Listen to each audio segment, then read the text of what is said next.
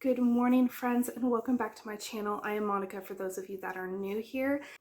So I need to make bread. I am very under the weather, as you will hear in this video, I'm sure, and I just look fabulous. But the homesteading life, it doesn't stop just because you're sick. I need to make bread. I've put it off for 2 days now, and we're completely out. So I'm going to show you the very basic and delicious bread loaf recipe.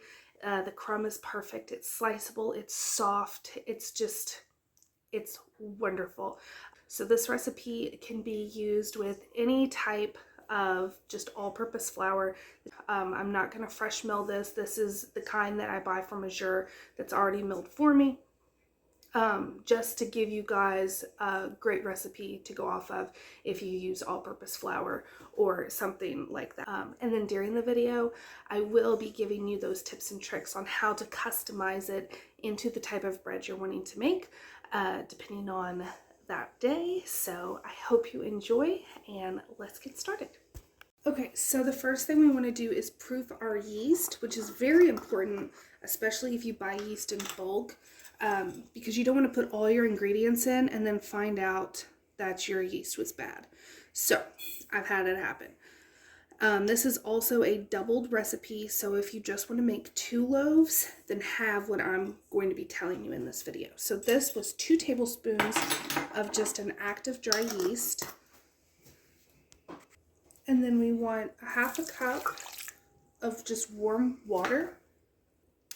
And then you want a couple tablespoons of a sugar. I'm using honey.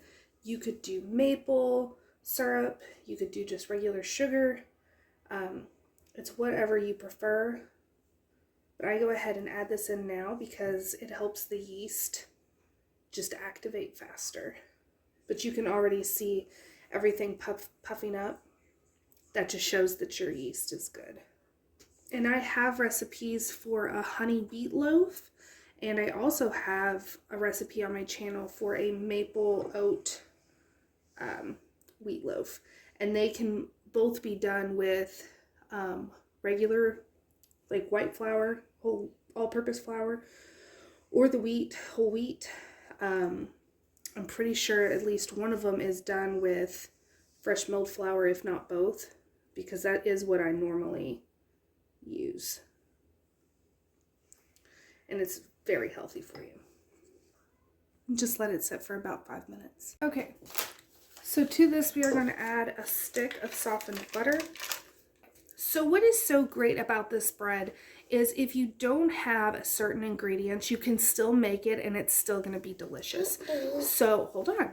So with that being said, I find that the best sandwich bread for that nice soft bread that we all like, you need to have enriched dough, and that just means we're adding fat to it. Now we can add all the fat and be extra, which I'm going to be honest, that's what I normally do. But if you don't have all the ingredients, you can still make it just as delicious. And this is how. First and foremost, you do need the butter. So for this recipe, I have a full stick of softened butter in here. And then you want 2 cups of milk or water. Again, the milk is just going to give it that next step of extra richness. I always add whole milk if I have it. I don't have any thawed out because, like I said, it's been a week. So I'm going to use water, and it is still going to turn out delicious. So I have 2 cups of water. Again, you can use milk. And then the other fat that we would add would be egg. Now, if you don't have eggs, then just omit them from your recipe. So if you have the eggs to use, especially during the summer when chickens are going crazy, add your eggs into for this doubled recipe, it'll be 2 eggs. But if you don't have the eggs, then just don't put them in. It's just another layer of flavor and richness that is going to make this bread just absolutely amazing. Yeah. Thank you. Mom, you're hot. You did a good job.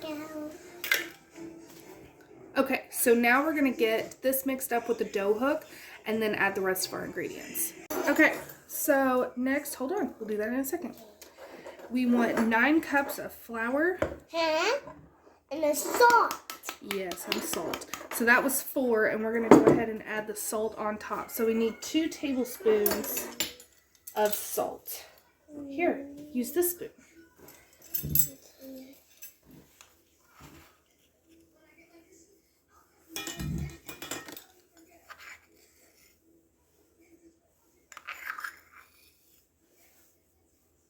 There.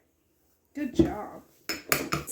Okay, and then we're just going to knead this with a dough hook until everything forms a nice dough ball and everything has been pulled off the edges. If you find that your dough looks too wet, add a tablespoon at a time of more flour. If it looks too dry, teaspoon at a time of more water or milk until it's the consistency that you'll see in a moment. Okay, so this is what you want to see. This is how you know that your bread is coming together real well. And the way you tell, or the way I tell, if my bread is done is I do the window pane test. That's how I know it has kneaded enough and has a good gluten structure. So you just take a little dough ball and you just start stretching it out gently, getting it as thin as you can without breaking it. And then what you want to do, and I'll show you, hold up towards the light and see, you can see sunlight through it like a window pane. But like this, like that's not a hole. That's just all that gluten structure. That's how you know it's ready. So now that we know our dough has kneaded the proper amount of time. I like all fat. Yep. Can you put it in our bowl? Mom. Oh, you're just going to keep that? Yes. Okay. So now I like to put a little oil around the sides of the bowl. You don't need any. My table. I just roll my dough around in it so it's all coated. And then this is going to get covered until it doubles inside. And then I'll bring you back. Okay, so I have the different pans that I'm going to use. I have a Pullman, which is a half. So if you had a full-size Pullman, this recipe would fill 2 of them. But I have a half, and then I have a thing of, so I have a stoneware, and then I also have cast iron. I love all 3. If you're wanting like a perfect, nice square bread that has that's even, I suggest the Pullman. But honestly, we don't care if it has like that muffin top. So this one especially is going to give you kind of a crispier crust on the outside, which I also love. So I do all 3, and then I get all the benefits of each of them. So this recipe will make 4 of these. As you can see, I only have 3. So we will be making just like little buns with whatever doesn't fit in our pans. So what is left after I fill up the 3 pans, that is what is going to be some hamburger buns. Well, actually, they'll be more like little slider buns because I'm doing roast tonight. So if anyone wants like a French dip style sandwich, they'll have that. But what you want to do is get your bread dough out. Then you just want to divide this into 4 equal pieces. So I just kind of make it into pretty evenly distributed log. And then right here in the middle. And it doesn't have to be perfect. You could weigh it if you wanted it to be perfect, but it doesn't have to be. So you just want to take your dough, and you can either use a rolling pin or just do it by hand. But I try to make it the width of what my pan loaf is going to be. You don't really want it wider because then you just have to work with it more. And now as far as flavoring this, you can, if I'm doing like a garlic and herb or like a cheddar jalapeno, something like that, I will mix in those ingredients before the first rise. So as I'm mixing everything together, I'll go ahead and add those in and just let it all just develop together as it's doing its first rise. and then where it's getting ready to do its second rise.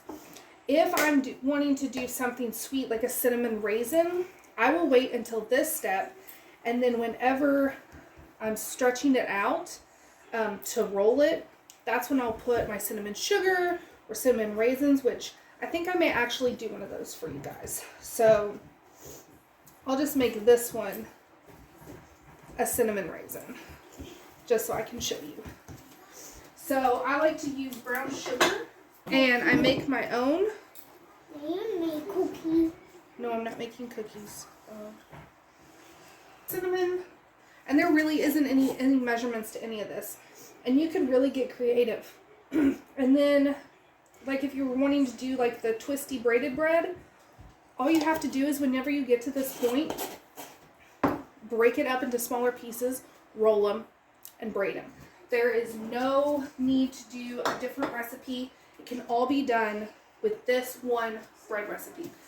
And then my husband requested raisins in it this time, in my cinnamon swirl, so. Ooh, this smells good.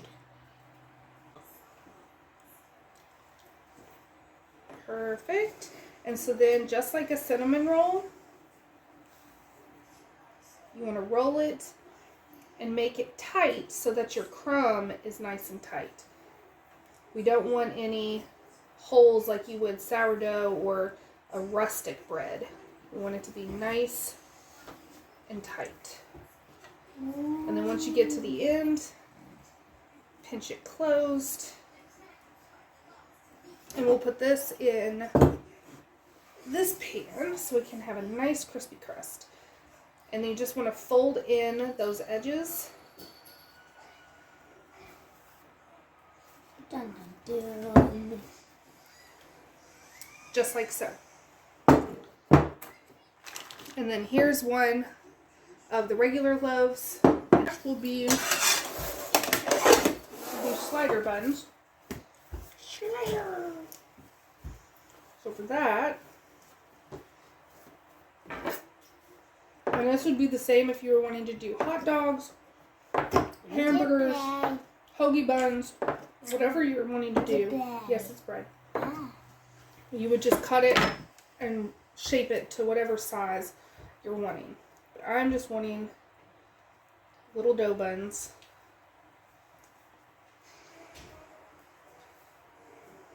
So like this. Okay, here are the buns. Then over here are our beautiful loaves, and you can see that they have doubled in size. So now we're going to preheat our oven to 375 degrees, and I like to do this when they are just about at that doubled stage. So 375, and then these will go for about 15 to 20 minutes because they are smaller, and the loaves will go for 40-45 minutes. But make sure you check and start checking after 30 to 35 minutes because every oven is different and you don't want to burn them. Is that cinnamon raisin swirl, and it is so good. And what we do with this one, we just toast it, butter or French toast, and it is absolutely marvelous. Okay, so I wanted to show you a close-up of this bread. All I did last night was after it cooled, I put it in a Ziploc bag just to keep it fresh. But like, this loaf is so soft. There's no hard edges, and it's like that with all of the loaves, not just this one. I have this one too. And then we also have the little slider buns, which I must say, my husband is growing to love these more than a sandwich bread. He will eat those rolls like they're going out of style.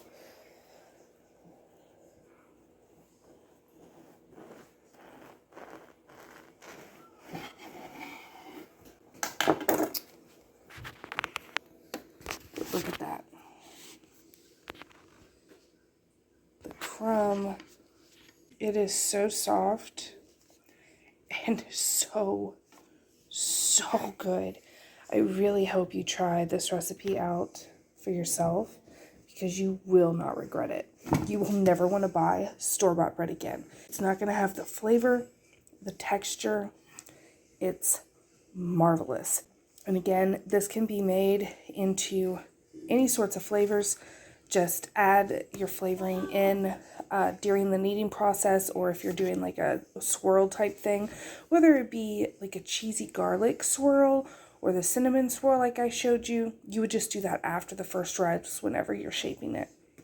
But I hope you enjoyed this video. Try this recipe out for yourself. If you have not subscribed, go ahead and hit subscribe so that you never miss a recipe. And I will see you all next time. Thanks for watching.